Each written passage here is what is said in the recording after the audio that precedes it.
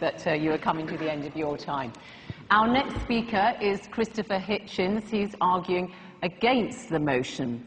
Christopher Hitchens is British by origin, but he has spent most of his working life in the United States. He is a writer, journalist, and commentator, particularly well known for his trenchant and views and very original thinking. He works on Vanity Fair magazine, where he memorably wrote a less than complimentary profile, I would have to say, Christopher, of the late Mother Teresa. So, Christopher Hitchens, let us hear what you have to say. Your time starts now. Please make your way to the podium.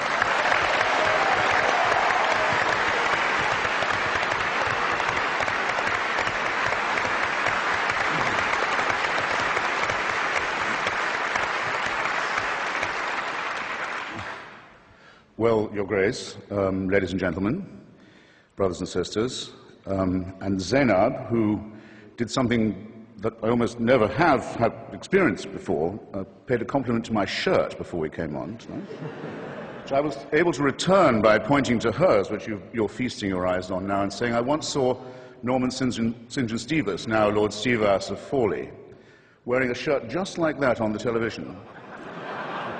And he was asked by his interviewer, gosh, what a lovely shirt, where did you get it? And Stevas said, do you really like it? He said, I call it sort of crushed cardinal. I might add, in the spirit of fraternity, which I'm sure will inform this entire soiree, that the mere existence of Lord Stevas of Fawley is testimony to the breadth of the church. Now, I'm sorry, though, to have to begin by disagreeing with His Grace. If you're going to be a serious grown-up person and appear to defend the Catholic Church in public in front of an educated and literate audience, you simply have to start by making a great number of heartfelt apologies and requests for contrition and forgiveness. Now, you might ask, you're fully entitled to ask, brothers and sisters, who am I to say that? Well, in the Jubilee Millennium Year of 2000, the Vatican spokesman, Bishop Piero Marini, said, explaining a whole sermon of apology given by His Holiness the Pope, that was supposed to cover the entire history of the Church in its Jubilee year, that, I'll quote Bishop Marini directly, said, given the number of sins we've committed in the course of 20 centuries, reference to them must necessarily be rather summary. Well, I think Bishop Marini had that just about right. I'll have to be summary too.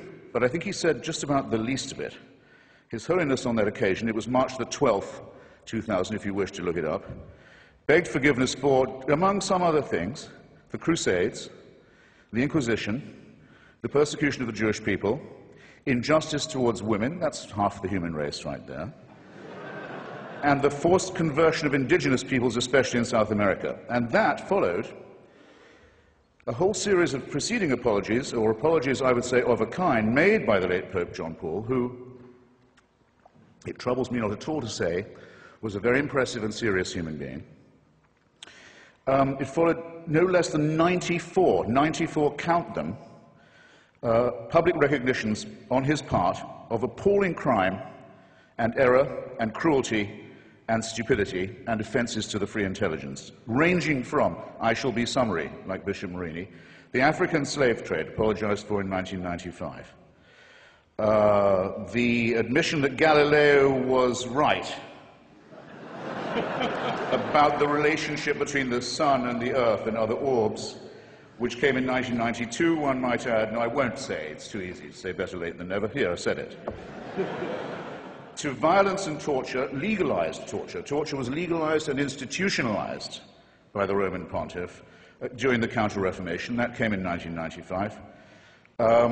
And for silence during Hitler's final solution, or Shoah, as well as, in 1999, coming in just under the Millennium Jubilee wire, an apology for the burning alive in the main square of Prague of the great Czech Protestant Jan Hus.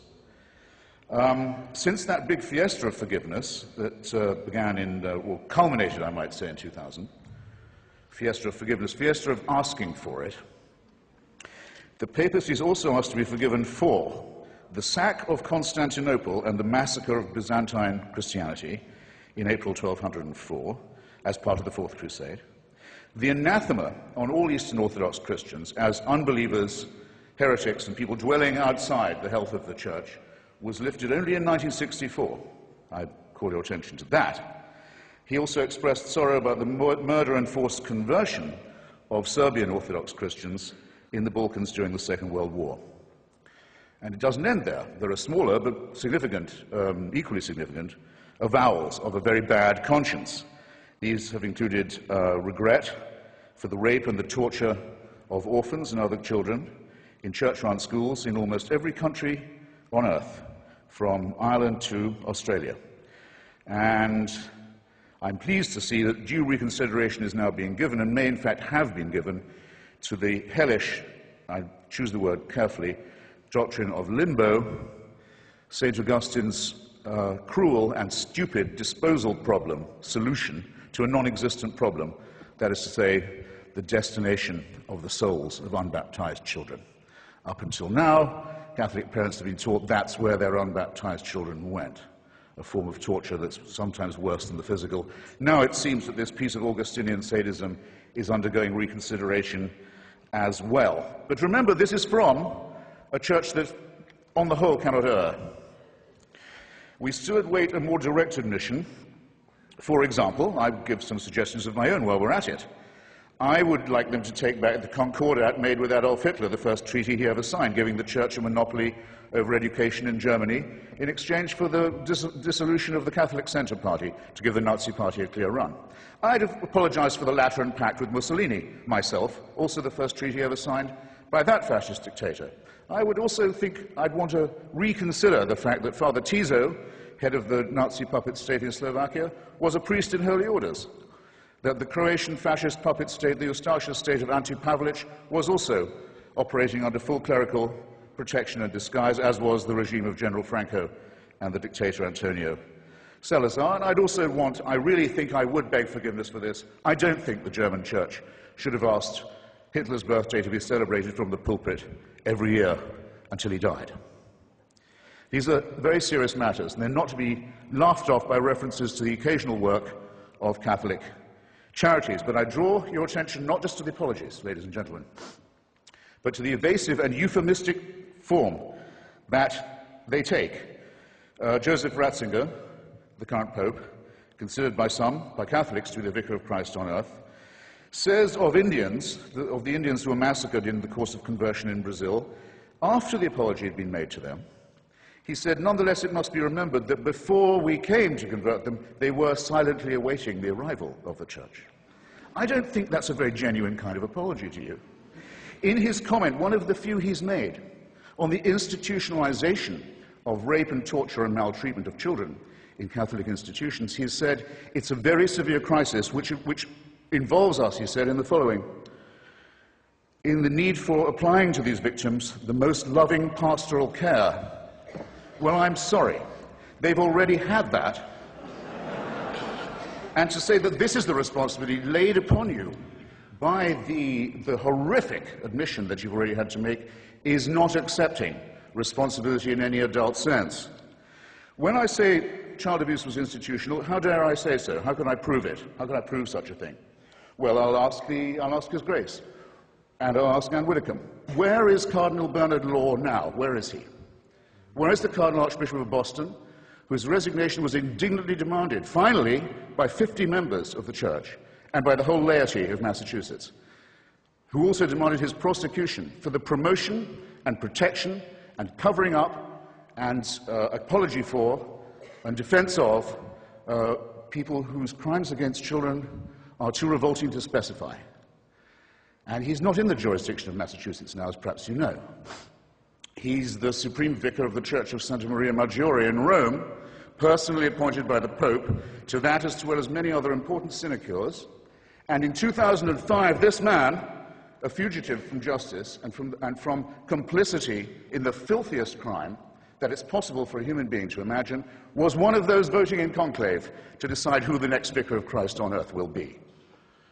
I don't know. I think I'd like to hear a bit more shame about this. I think I'd like to see a bit more confrontation with the reality of the business.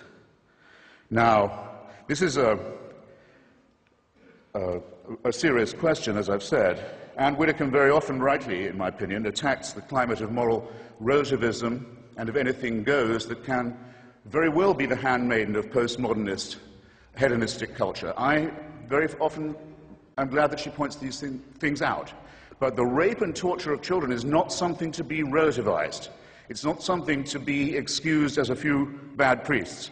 It's certainly not to be excused by the hideously false claim made by some Catholic conservatives that this wouldn't have happened if queers hadn't been allowed into the church. I'm sorry to say that queerdom in the church is an old story too. And it's worse, it's much worse than pornography, and it's much worse than bad language on TV. And it's the crime that cries out for punishment. It's the thing that if we were accused of on this side of the house, we would die rather than admit. And if we were guilty of it, would kill ourselves. And it's the one thing the Church has decided to excuse itself for under this papacy.